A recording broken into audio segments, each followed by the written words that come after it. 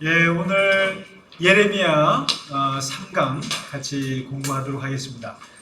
우리가 이제 지난주와 지지난주에 예레미야의 소명에 대해서 같이 공부를 했고, 지난주에는 그 예레미야가 지적하고 있는 이스라엘의 근본적인 죄, 그러니까 하나님의 배신자, 그런 얘기를 했는데, 오늘 예레미야 7장을 한번 보시면 7장하고 8장 요 2장 정도 같이 공부를 하도록 하는데요. 예레미야가 오늘 7장은 그 유명한 그 예레미야의 성전 설교입니다. 성전 설교. 우리가 모든 예언자들을 얘기할 때 항상 그 예언자들마다 성전을 바라보는 관점이 있는데, 솔로몬이 성전을 짓고 나서 그 다음에 나라가 분열이 돼서 그 북쪽 이스라엘이 250년, 또 남유다가 한 350년 정도 그 역사가 지속되면서 그 이스라엘의 가장 중요한 종교적인 또 정치적인 문화적인 중심이 예루살렘 성전이 됩니다. 그래서 이 성전이 들어서면서 이것이 이제 유대교가 아니죠. 그때만 해도. 그러니까 이스라엘의 야훼 신앙이 이제 국가 종교가 되는 거예요. 그리고 모든 중심에 성전이 있다 보니까 거기에서 이제 여러분 그렇잖아요. 기독교가 이렇게 숨어 있을 때는 순수해요. 그리고 다시 말해 박해받을 때 200~300년 동안 우리가 박해받고 할 때는 순수하고 살아있고 생명력이 있는데 313년 기독교가 인정을 받게 되고 381년에 로마의 국교가 되잖아요. 국교가 돼서부터 교회가 타락합니다. 교회에 돈이 들어오고 그리고 사제들이 권력을 갖게 되면서부터 교회가 타락하는 것처럼 이게 성막으로 그 광야 40년 동안 천막 치면서 다닐 때는 살아 있었어요. 이게요. 나름대로. 그리고 가나안 땅에 들어가고 나서도 이제 성소라는 걸로 이렇게 유지가 됐었는데, 예루살렘 성전, 돌로 된 성전이 지어지면서부터 이제 모두가 다 여기로 집중해라. 그리고 이제 모든 예배는 다 예루살렘 성전에서 드린다. 이러면서 이제 국가 종교화되면서 타락상이 벌어지거든요. 타락이. 거기에 이제 월급 받고 일하는 사람들, 또 거기에 이제 헌금 들어오는 거, 이런 것들이 이제 이상하게 되고 하면서 거기에 이제 이게 부유한 사람들, 뭐 하여튼 여러 가지 부패가 나타나기 시작하는데, 그런 걸 쭉 보면서 이사야는 보고 뭐라 그랬냐면, 이사야가 비판을 했고 미가가 비판을 했고 오늘 예레미야가 비판을 해요. 성전에 대해서.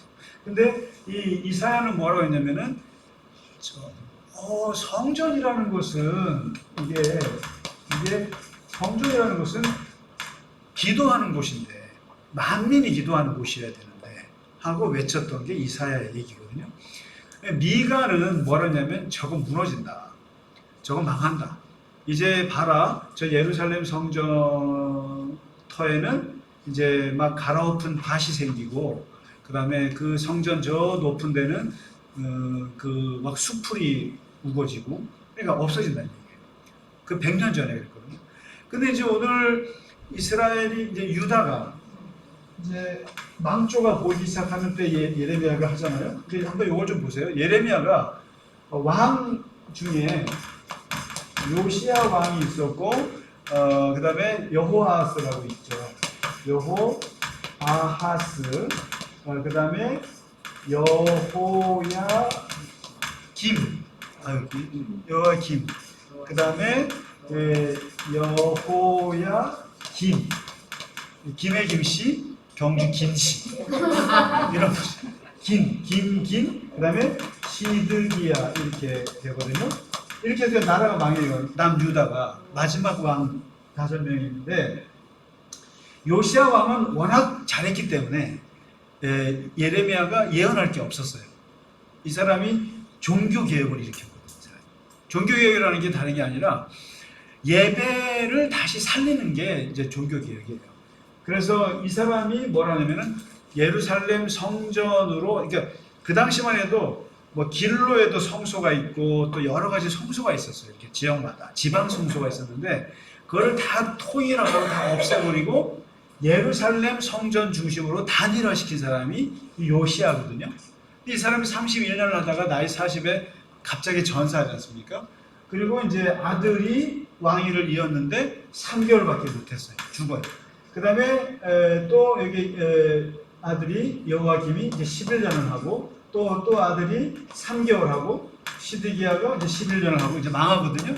근데 이제 예레미야가 언제 다시 나서냐면은 요시야도 있었지만은 요시야한테 변화하다가 여호와김이라고 하는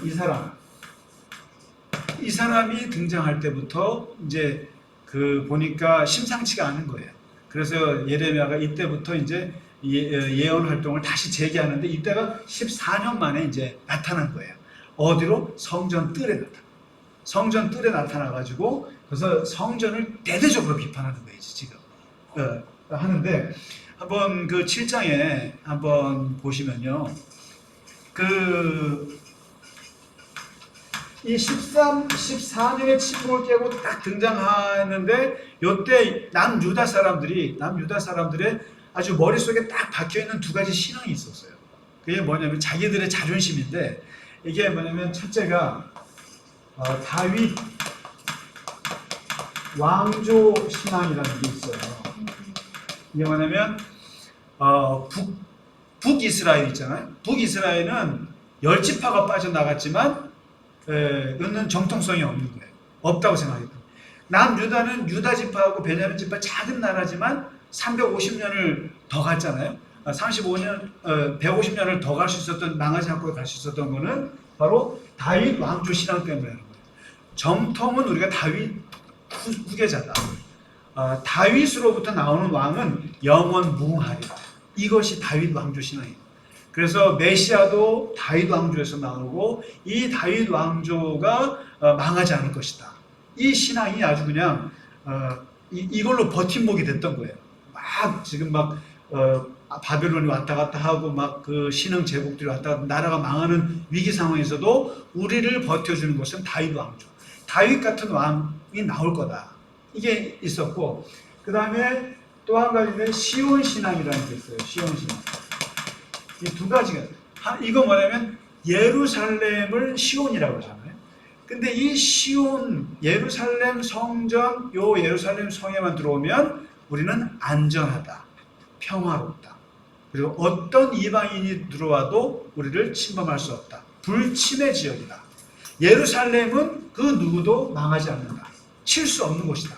이곳만 들어오면. 그래서 예루살렘 성전에만 들어오면은 우리는 안전하다라고 하는 이게 있었어요. 그런데 이 두 가지 신앙 중에 이게 1차적으로 무너져요. 언제요? 14년 전에. 이게 뭐냐면은 요시야 왕이 죽는 걸 보면서 그 멋있는 왕 31년 나이 8살에 왕이 되거든요. 근데 나이 40에 애굽의 느고 바로 왕이 저기 바벨론하고 전쟁 치러 올라가는 건데 그걸 막겠다고 나섰다가 무깃도에서 전사하거든요. 이걸 보고 예레미야 애가를 지어요. 성경에 나오는 예레미야 애가 있죠. 그게 이 요시야의 죽음을 슬퍼하면서 지은 거거든요. 이게. 그 성군 요시야가 죽으면서 다윗 왕조도 끝날 수가 있겠다라는 불안감이 이제 왔어요. 그러니까 이제 이것도 이제 좀 무너지기 시작했고요. 근데 여기 남아있는 게 요거예요. 시온 신앙. 예루살렘 성전만큼은 우리를 지켜줍니다. 이게 이제 아주 단단했었는데 거기다 대고 예레미야가 비판을 하는 거예요. 웃기지 말라고. 오늘 이제 7장에 한번 보시면은 4절에 보시면 거짓말이다. 거짓말. 시온이 너희를 지켜준다는 건 거짓말이다. 근데 이제 뭐라고 하냐면은 이 사람들이 성전에 올라가면서 이걸 해요. 여러분 교회에서 주여 삼창 해보셨어요? 주여 삼창이라고 들어보셨어요? 주여 삼창? 그러니까 우리가 옛날에 부흥회 때 보면은 우리 주여 삼창하시면서 통성기도 하시면은 손 들고 저는 이게 부목사 할 때 어색해가지고 나는 그걸 못하겠는데 지금도 못해요. 주여 삼창 소리가 안 나. 어색해. 마음은 따라가지도 않는데 쫙 불렀는데 저는 제가 방언을 받았던 것도 신기할 뿐이에요. 제가 그런 교회에서 목회를 하면서 할 수 없이 하다가 보니까 방언이 온 거죠, 저한테. 근데 저도 소리 지르고 막 통성기도 못하는 스타일인데 어떻게 해요? 그래서 목회를 하려니 해야죠. 그러니 이제 아직도 저랑 같이 했던 부목사님 중에 방언을 끝까지 못해가지고 결국 목사님한테 미움받은 분이 있었어요. 근데 뭐 웃긴 얘기인데, 근데 이 예레미야 시대에 명절 때 이제 성전에 모이거든요. 성전에 다 모이는데 이 사람들이 하는 게 있었어요.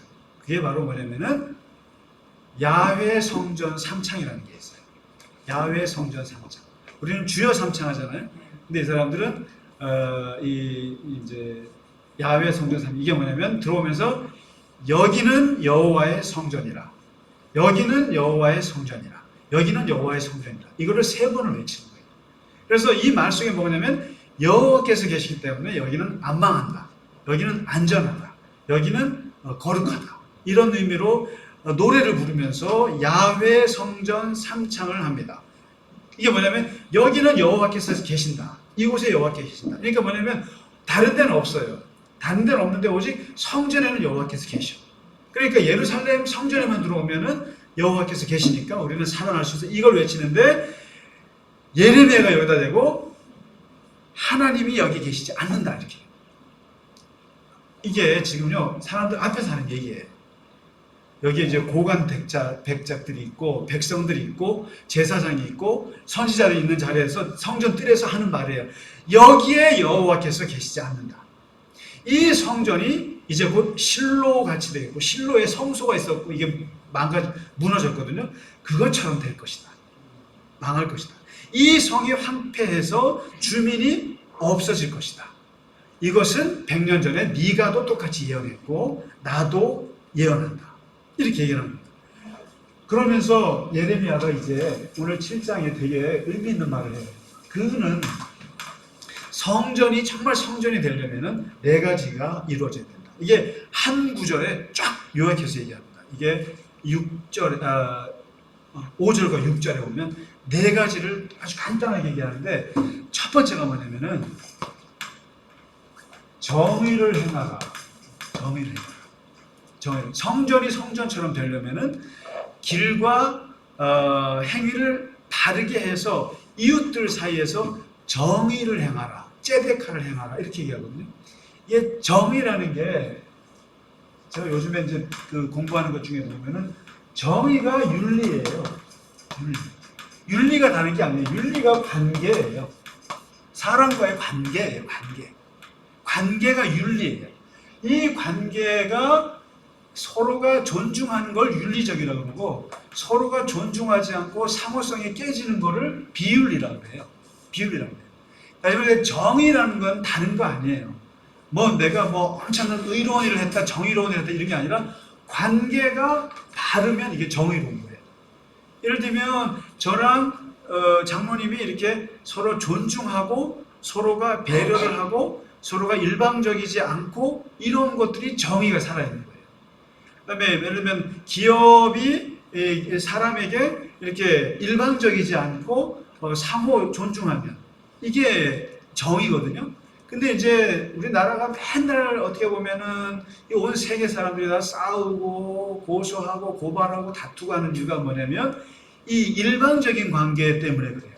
회사가 월급을 안 줘서 파업을 하고 또 이런 것들이 다 관계가 깨지는 것 때문에 일방적인.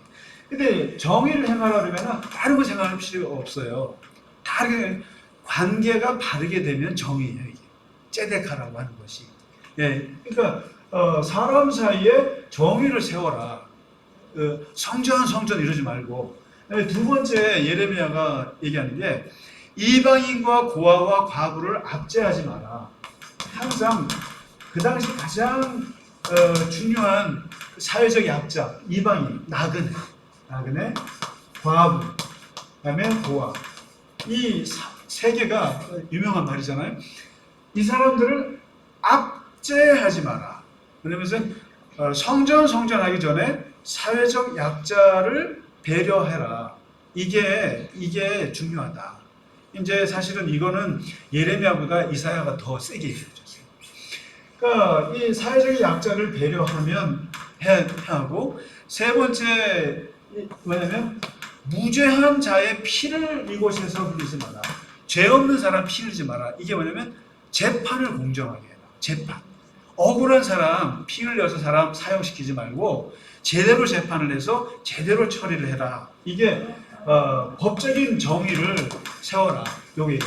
그다음에 네 번째 뭐냐면 다른 신들의 뒤를 따라다니다가 화를 자초하지 마라. 우상 숭배하지 마라. 너희들이 성전하면서 되게 여기 뭐 하나님이 계신다고 하는데, 이 말은 사실은 뒤돌아서면은 딴 우상 섬기지 않느냐. 예레미야의 말 속에 이게 있는 거죠. 그러니까 앞에서 성전 예배는 잘 드리지만 뒤에 가서는 윤리적이지 않지 않느냐. 정의롭지 못하지 않느냐. 그 다음에 이방인들 보면 무시하고 고아와 가구 있으면은 발로 걷어차지 않느냐. 그리고 바깥에 나가서는 재판 엉터리로 해서 무죄한 사람들 감옥에 집어넣지 않느냐. 그때도 유전무죄, 무전유죄예요. 그게 있는 거예요, 이게. 그 다음에 우상 따로 집에다 놓고 섬기지 않느냐.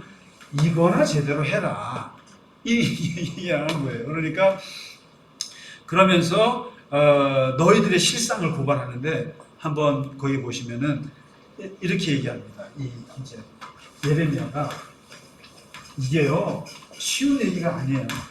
이게 이제 26장에 보시면은요, 이 예레미야의 이 설교를 듣고 예레미야는 죽기 직전까지 가요.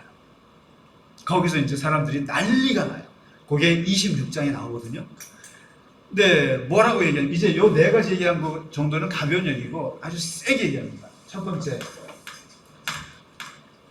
무익한 거짓말을 의존하며 산다. 지금 너희들이 예루살렘 성전 신앙을 가지고 하는데 이것은 무익한 거짓말이다. 이 거짓말에 속아서 살고 있다. 이게 뭐냐면 아까 시온 신앙, 그 이데올로기, 잘못된 이데올로기, 잘못된 신념을 가지고 너희가 살고 있다. 선지자나 제사장이나 왕이나 모든 사람들이 다 하나가 되어가지고 잘못된 신앙을 가지고 온 국민이 거기에 지금 휩쓰여 있다. 그게 바로 시온이 우리를 지켜준다. 성전이 우리를 지켜준다. 예레미야 이건 거짓말이고 그거는 거짓 이데올로기다. 이렇게 쉽게 오늘날 말하면은 이거 되게 무서운 거예요. 히틀러 때 그게 대표적인 거잖아요. 엔티세미티즘, 반유태주의.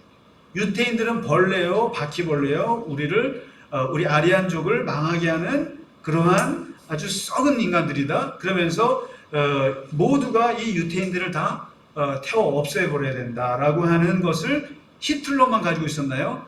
모든 국민이 그 히틀러의 거짓말에 속아서 다 이데올로기화되어 버린 사람들이에요. 다. 그래서 유태인들만 보면은 다 그렇게. 그래서 600만 명이 죽은 거거든요. 지금 이게 되게 무서운 거예요. 한 국가의 모든 국민들이 하나의 이데올로기, 하나의 거짓된 신념에 사로잡히면 무서워지는 거예요. 그래서 우리가 이제 자연히 그런 이데올로기 많이 있었죠. 우리가 신자유주의니, 또 무슨 뭐 자본주의니, 황금만능주의니, 또는 뭐 반공주의니, 아니면 종북주의니, 뭐 이런 정치적인, 경제적인 그런 이데올로기 있잖아요. 거기에 모든 국민이 휩싸이면 되게 위험해지는 거예요. 그러니까 지금 이때 예레미야는 그걸 본 거예요. 나라가 망하기 직전인데 모든 국민들이 예루살렘 성전이 우리를 지켜준다. 다 거기에 빠져 있는데 그 거짓말이에요. 아주 무익한 거짓말에 사로잡혀 있다. 왕부터 제사장부터 선지자부터 다 이러고 있으니 얼마나 이 예레미야의 이 외침이 얼마나 저하겠어요. 위험하겠어요. 다. 그 다음에 두 번째 뭐라고 얘기하냐면은 도둑질, 살인, 간음, 거짓 맹세, 바알에게 분향. 그러니까 이러한 거짓말에 매여 있으면서 온갖 도둑질과 살해와 그 다음에 간음과 거짓말과 그다음에 우상 숭배가 판친다. 이렇게. 죄송합니다. 글씨도 제대로 못 쓰면서 글씨는 또 쓰니까. 그러니까 도둑질, 살해, 간음, 거짓말, 우상 숭배. 그러니까 그런 생각이 들어요. 저 목사는 글씨도 제대로 또박또박 쓰지도 않으면서 글씨는 쓰려고 저런다고. 근데 저도 그렇게 생각하는데 안 쓰면 또 이상해서. 그러니까 이러한 그러니까 다 비윤리적인 폭력적인 행동들을 다 하고 있다 얘기를 하고 있고, 그 다음에 아주 가증한 일이 뭐냐면, 이게 가증하다는 게 뭔지 아시죠? 이렇게 역겹다라는 거예요. 그러니까 행동은 하는데 이게 이중 플레이가 느껴지면 그걸 가증하다거든요. 얼굴은 되게 반반하게 아주 고운 말을 하고 있는데 보면은 뒤가 보이는 거 있잖아요. 뒤는 아주 구렁이 담 넘어가는 짓을 하는 게 보이면 저거 가증하다고 봐요. 근데 원래 저 사람이 아주 누가 봐도 악한 사람이 악한 짓을 하면 가증하다가 안 해요. 그놈은 그놈이니까. 근데 아주 겉으로 보기에는 화려한데 뒤로는 그런 거를 가증하다고 하는데, 이 예레미야의 눈에 아주 가증하게 보인 게 무슨 현상이었냐면은, 성전에 들어와서 야훼 성전 상창을 하고, 그리고 자기들끼리 모여서 뭐라면 우리가 구원을 얻었나이다 하고 하나님께 기도하더라고요.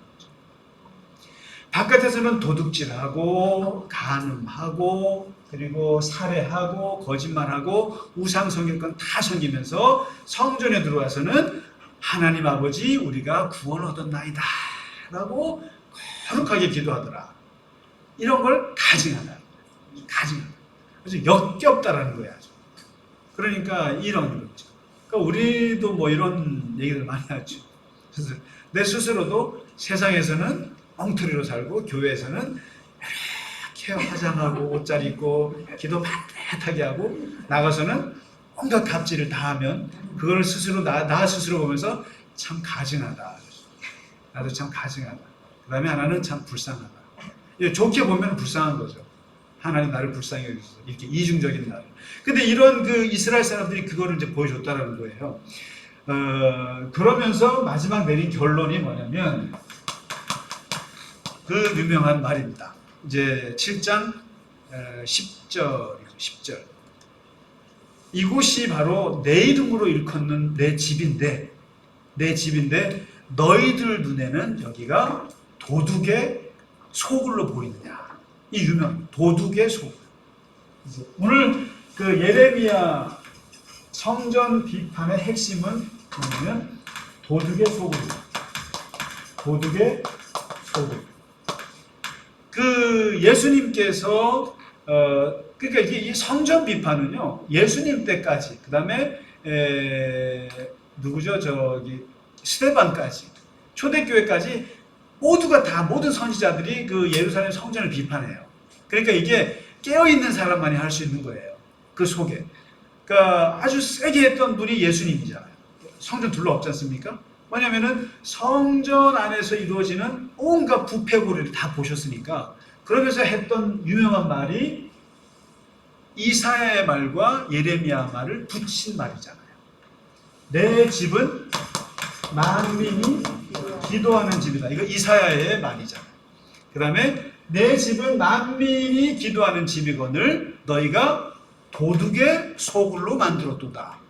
그러니까 예수님은 성전에 대한 이사야의 사상과 예레미야의 사상을 종합하셔서 둘러엎으신 거예요. 성전의 본질은 모두가 와서 기도하고 하나님을 만나는 곳이어야 되는데 너희는 도둑의 소굴로 만들었다. 뭐예요? 도둑의 소굴 가보셨어요? 혹시? 예를 들면 산적들이 모이는 그 소굴, 그게 뭐 하는 곳입니까? 훔쳐온 것을 결산하는 곳이잖아. 야, 너 뭐 훔쳐왔어? 뭐 훔쳐왔어? 뭐 훔쳐왔어? 이거 놓고 같이 보는 곳이 소굴이에요. 그 다음에 이거를 나누는 곳이 소굴이에요. 그 다음에 내일은 어디로 갈까라고 계획하는 곳이 도둑의 소굴이에요. 도둑의 소굴은 기능이 세 가지예요. 그러니까 훔친 거 결산하고 분배하고 내일을 계획하는 거예요. 비전 공동체가 도둑들의 비전을 꿈꾸는 곳이 도둑의 소굴이에요. 예레미야가 봤을 때 마치 성전은 제사장, 선지자, 온갖 그 종교 관계자들이 모여 앉아서 오늘 헌금 개수하고 집사님들 헌금 개수하셨죠. 헌금 얼마 들어왔나? 누가 얼마 보내왔나? 하고 이거를 뿜빠이라 하면 안 되지. 분배하고 그 다음에 내일은 어떤 교인들이 와서 얼마를 낼까? 저 사람은 요즘에 돈 안 내지? 왜 헌금 안 하지? 분석해봐. 가서 또 한번 또 뒤로 가서 또 뭐지 안 기부 사람들 보내서 뭐 이런 계획을 짜고 있는 곳이 성전이 됐다라는 뜻이에요. 완전히 도둑놈들의 소굴이 됐다. 그게 왜? 돈 가지고 같이 이거 하고 생각하고 온갖 계획 짜고 이런 궁리하는 곳이 성전이 됐으니 이게 어떻게 하나님이 여기 계시겠느냐. 이게 예레미야가 보고 있는 성전 비판의 핵심입니다. 도둑의 소굴로 보이냐 너네는? 이게 딱 이걸 들었을 때 사람들이 깜짝 놀라죠. 성전에 하나님이 계십니다. 우리는 여기서 구원받았습니다라고 이렇게 이러한 거짓된 이데올로기에 휩싸여 있던 이 사람들에게 도둑의 소굴이다 여기가. 그러면은 딱 와닿잖아요. 돈밖에 모르는 오직 돈 하면서 여기서 돈을 굴리는 곳을 성전으로 생각했다. 이 얘기를 제사장들 앞에서 대놓고 하니까 26장에 보시면은 저놈 죽이자.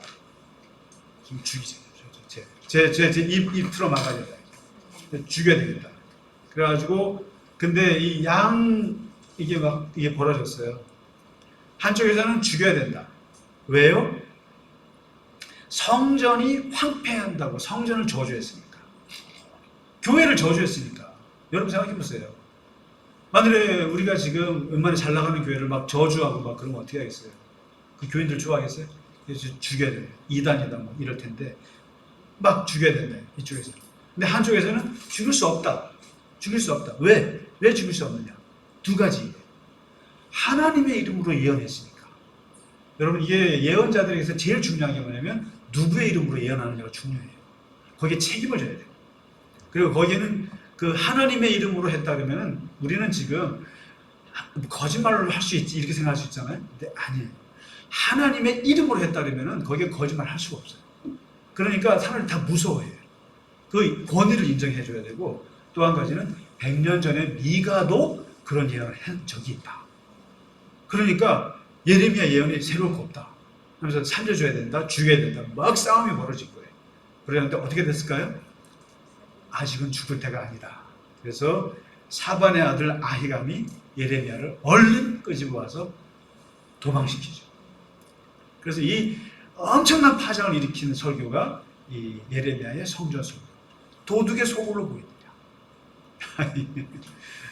오늘은 예레미야의 성전 설교 같이 마치도록 하고요.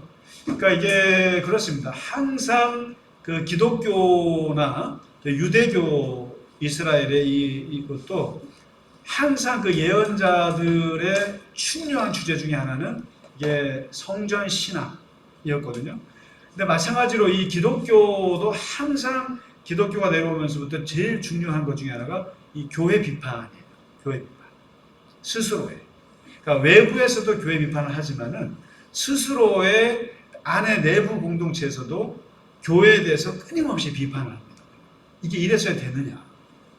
어떻게 교황이 하나님의 대리자가 될 수 있느냐? 어떻게 사제들이 자기들이 모든 걸 다 할 수 있느냐? 하고 이것을 비판한 사람이 루터고, 그 다음에 또 종교개혁은 종교대로 왔지만 개신교는 개신교대로 또 부패상이 나타나요. 그래서 끊임없이 많은 사람들이 이건 안 된다. 교회는 이래서는 안 된다. 라고 하면서 끊임없이 교회가 개혁돼 나오는데 그런 선지자적인 사람들이 있는 거죠.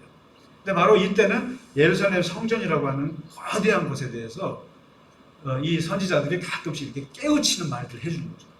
이 도둑놈들의 소굴이다. 근데 항상 이 기독교의 이 신앙에는 거기에 대한 이러한 것들이 있어야 교회가 계속 개혁될 수 있다는 거예요. 그런데 그것을 했던 사람들은 다 죽임을 당했다라는 거죠. 예레미야는 너무 힘들게 살았고 이사야는 이제 톱이 켜서 죽고, 뭐 선지자들이 뭐 제대로 인생 살겠어요?